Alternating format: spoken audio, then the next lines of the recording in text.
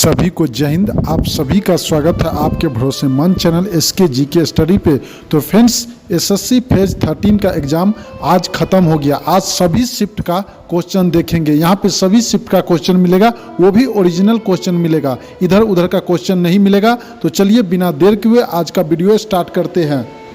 Discovery of India पुस्तक किसने लिखी थी? तो इसका राइट आंसर आपको देना था 1944 में अप्रैल सितंबर के बीच अहमदनगर की जेल में जवाहरलाल नेहरू द्वारा की गई थी। तो इसका राइट आंसर आपको देना था जवाहरलाल नेहरू। अगला प्रश्न देखते हैं, द गाइड पुस्तक के लेखक कौन है? तो इसका राइट आंसर आपको देना था आर के नारायण।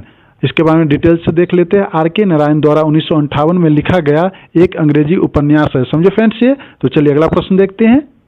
अनुच्छेद 89 किससे संबंधित है? तो इसका राइट आंसर आपको देना था राज्यसभा के सभापति और उपसभापति से संबंधित है। एक प्रश्न था, खेलो इंडिया यूथ गेम्स 2022 किस राज्य में हुआ था? तो इसका राइट आंसर आपको इस प्रकार देना था, क्योंकि 2020 में जो कोरोना हुआ था उसमें पोस्टपोन्ड हुआ था, तो 2021 वाला गेम जो है 2022 में दिया गया था। समझे? तो देखिए कि हरियाणा था, हरियाणा में कहाँ हुआ था? पंचकुला। या 2022 वाला गेम 2023 में हुआ था तो मध्य प्रदेश। ये दोनों ऑप्शन में देखिए कि क्या था। हरियाणा होगा तो हरियाणा राइट आंसर, मध्य प्रदेश होगा तो मध्य प्रदेश आपका राइट आंसर होगा। तो चलिए अगला प्रश्न देखते हैं। प्रधानमंत्री उज्ज्वल योजना किससे संबंधित है? तो इसका राइट आंसर आपको देना था गरीब महिलाओं को निःशुल्क रसोई गैस एलपीजी कनेक्शन प्रदान करने से। तो इसका राइट आंसर आपको क्या देना था? LPG connection. अगला प्रश्न देख लेते हैं।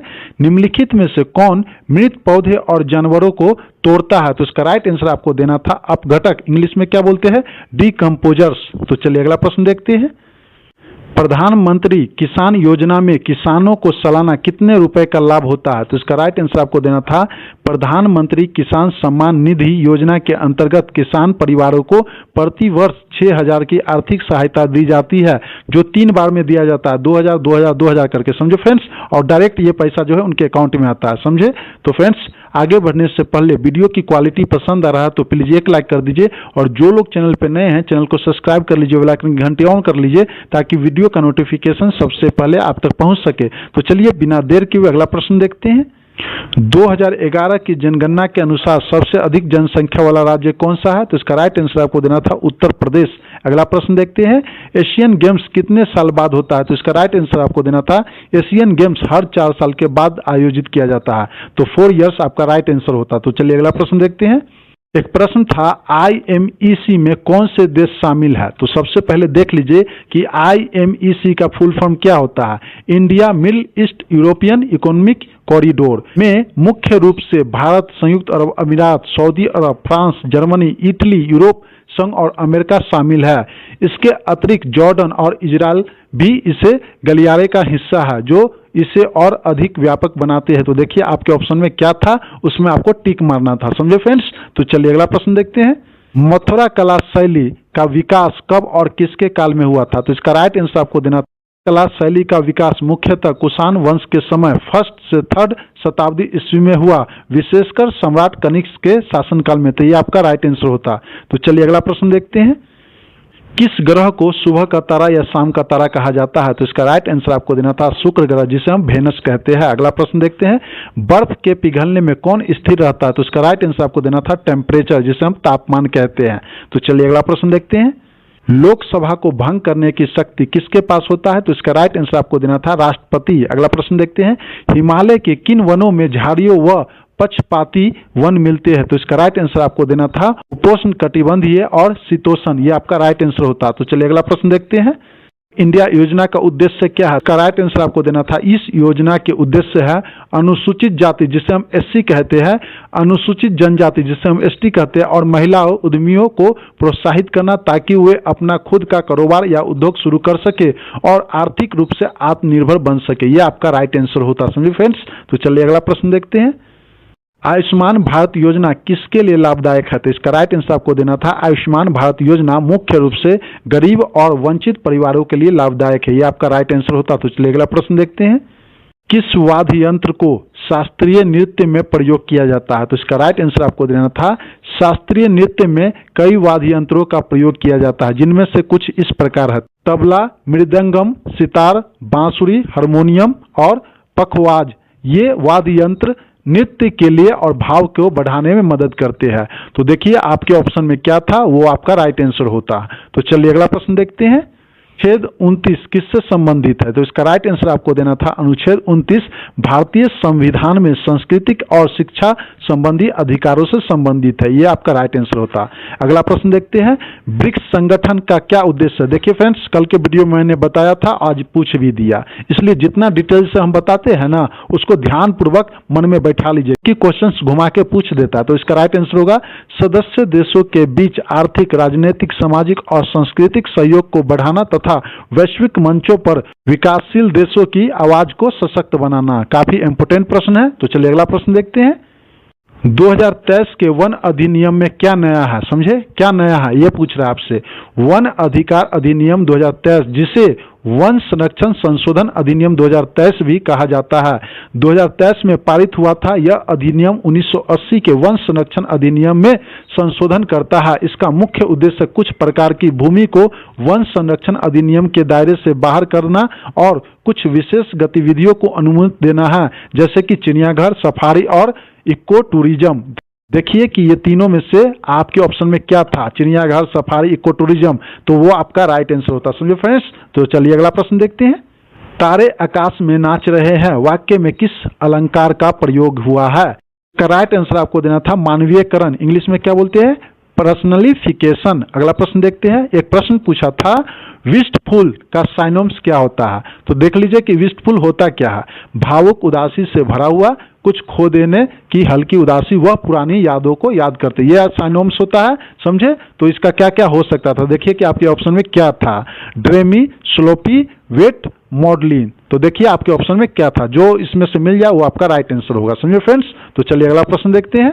प्रश्न था, आपको दिया था कि करेक्ट स्पेलिंग चूज करना था, जिसमें ये आपका राइट आंसर होता एक्सेलरेट, EXHILARATE, ये आपका राइट आंसर होता। समझे फ्रेंड्स। एक प्रश्न था, ए डाइम ए डोजन का आइटम पूछा था, तो इसका राइट आंसर आपको क्या देना था, समथिंग कॉमन, ये आपका राइट आंसर होता। अगला प्रश्न देखते हैं।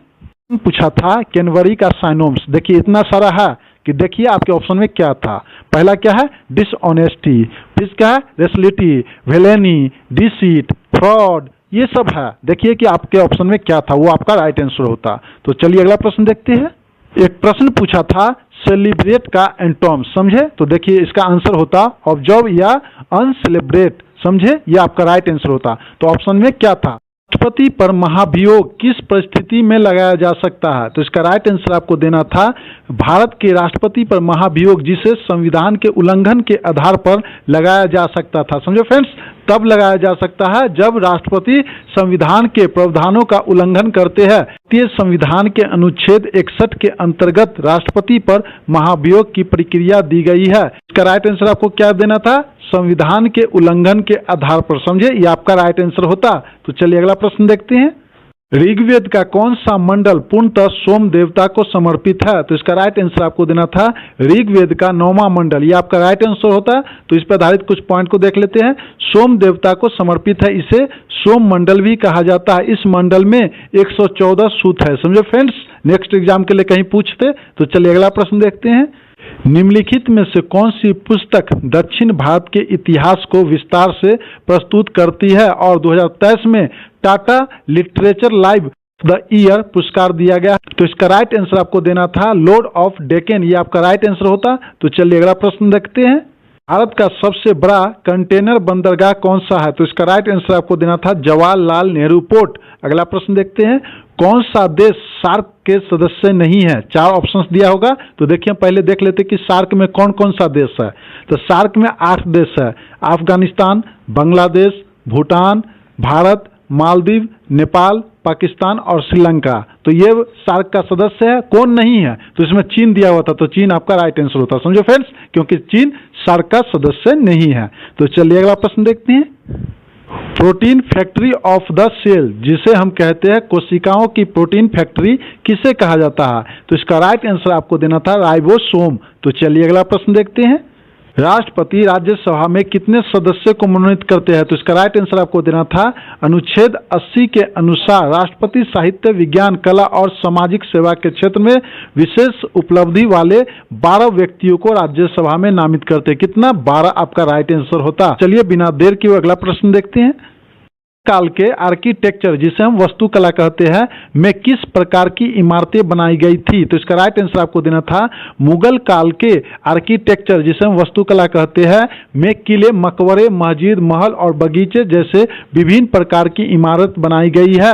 इन इमारतों में भारतीय, फारसी और तुर्की शैलियों का मिश्रण देखने को मिलता है, जिसमें लाल बलुआ पत्थर और सफेद संगमरमर का उपयोग किया जाता है। तो ये आपको राइट आंसर देना था। कौन? लाल बलुआ पत्थर और सफेद संगमरमर। समझे फ्रेंड्स?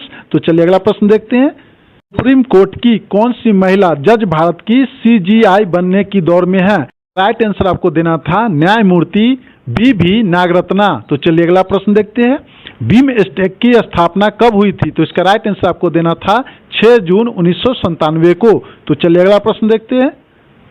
कौन सी वित्तीय योजना किसानों के लिए फायदेमंद है? बहुत सारा होता है, लेकिन देखिए आपके ऑप्शन में क्या था। किसानों के लिए कई वित्तीय योजनाएं हैं। कौन कौन है? जिनमें से कुछ प्रमुख है।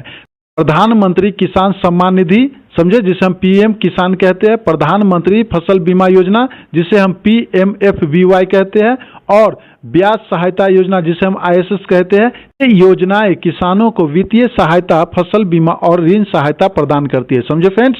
देखिए कि आपके ऑप्शन में क्या था। तो चलिए अगला प्रश्न देखते हैं। राजस्व घाटे से आप क्या समझते हैं? तो इसका राइट आंसर आपको देना था राजस्व घाटा तब होता है जब सरकार की राजस्व प्राप्तियां उसकी राजस्व व्यय से कम होती है। समझे फ्रेंड्स? ये आपको राइट आंसर देना था। समझे? यानी सरकार अपनी आमदनी से अपने रोजगार की खर्चे पूरा नहीं कर पाता है। समझे फ्रेंड्स? तो चलिए अगला प्रश्न देखते हैं। जब मुद्रास्फीति बढ़ती है तो RBI आमतौर पर मौद्रिक नीति के साथ क्या लागू करता है? तो इसका राइट आंसर आपको देना था जब मुद्रास्फीति बढ़ती है तो भारतीय रिजर्व बैंक जिसे हम RBI कहते हैं आमतौर पर मौद्रिक नीति को सख्त करता है। इसका मतलब है कि RBI ब्याज दरों में वृद्धि करता है, जैसे कि रेपो दर, जिससे उधार लेना महंगा हो जाता है। समझे फ्रेंड्स? तो ये आपका राइट आंसर होता। तो चलिए अगला प्रश्न देखते हैं। संगठन की स्थापना 1995 में हुई थी। तो इसका राइट आंसर आपको देना था 1995 में विश्व व्यापार संगठन जिसे हम WTO कहते हैं की स्थापना हुई थी। ये आपके ऑप्शन में था। समझे फ्रेंड्स? अगला प्रश्न देखते हैं। जन शब्द जो अक्सर ऋग्वेद में आता है उसका अर्थ क्या होता है? तो इसका राइट आंसर आपको देना था ऋग्वेद में जन का अर्थ होता है कुटुंब या रिश्तेदार। ये आपका ऑप्शन में था। कौन? रिश्तेदार, रिलेटिव। ये आपके ऑप्शन में दिया हुआ था। तो चलिए अगला प्रश्न देखते हैं। सस्टेनेबिलिटी का साइनोम्स क्या होता है? ये आपसे पूछा गया था। देखिए हम आपको बता देते हैं। देखिए कि इसमें से क्या ऑप्शन में था। सस्टेनेबिलिटी का मतलब होता है स्थायित्व या टिकाऊपन। समझे? देखिए कि आपके साइनोम्स में क्या था। जस्टिफाइबल, विबल, एक्सेप्टेबल, ये सब हम आपको बता रहे हैं, लेकिन आपके ऑप्शन में देखिए कि इसमें से क्या था। वो आपका राइट आंसर था। तो चलिए अगला प्रश्न देखते हैं। था करेक्ट स्पेलिंग को चुनना। 4 ऑप्शन दिया गया था जिसमें से 3 गलत था और 1 सही था। तो आपका राइट आंसर कौन होता? PNEUMONIA। इसको आंसर किए होंगे, उनका यह राइट आंसर होगा। समझे फ्रेंड्स? तो फ्रेंड्स आज मुझे जितना प्रश्न मिला मैंने आपको एक एक करके अच्छे से समझा दिया। ये सभी प्रश्न आपके आने वाले एग्जाम के लिए इंपॉर्टेंट है। फ्रेंड्स जानकारी अच्छी लगी तो लाइक कर दे, और जो लोग चैनल पे नए हैं चैनल को सब्सक्राइब कर लीजिए और लाइक घंटी ऑन कर लीजिए ताकि वीडियो का नोटिफिकेशन सबसे पहले आप तक पहुंच सके। तो चलिए मिलते हैं नेक्स्ट वीडियो में नए क्वेश्चंस के साथ। जय हिंद, जय भारत।